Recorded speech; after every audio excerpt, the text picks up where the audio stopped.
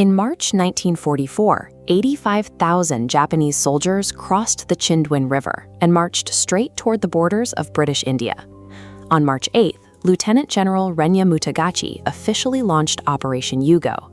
His objective was to smash through the gates of India, cut off Allied supply routes, and secure a massive victory for the Japanese Empire.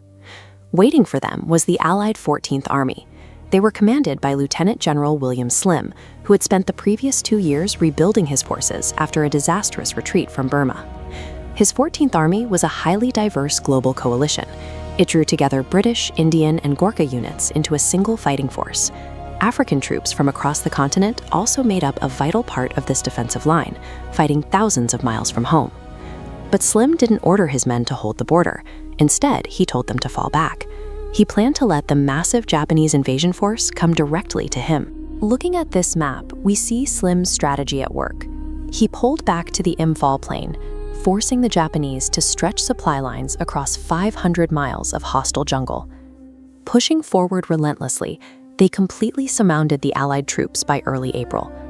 Among the besiegers were thousands of soldiers from the Indian National Army. This was an armed force fighting alongside the Japanese, with the specific goal of securing independence from British colonial rule. The Japanese offensive relied on a fatal logistical assumption. The attackers carried only 15 days of rations. They expected a swift victory, assuming they could simply feed themselves by capturing British stockpiles. But being surrounded was exactly what Slim wanted. By drawing the Japanese deep into India, he had lured them into a snare, isolating the attackers from their own distant supply bases in Burma. With all ground routes severed, the defenders in Imphal had to rely on a lifeline from the sky. Allied transport planes flew continuous missions over the mountains, dropping ammunition, drinking water, and rations directly into the besieged plain. This chart tracks the daily volume of that airlift.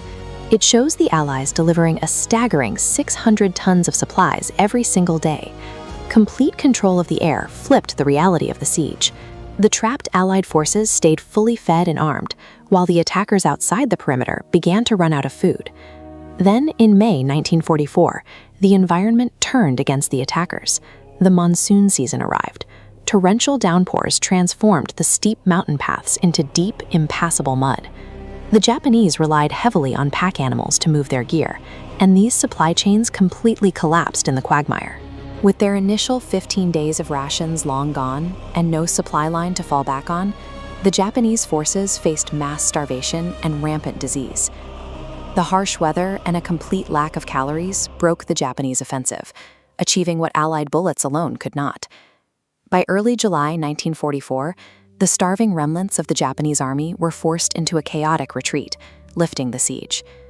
This graphic reveals the human cost of the campaign. The Japanese forces suffered an estimated 54,879 casualties.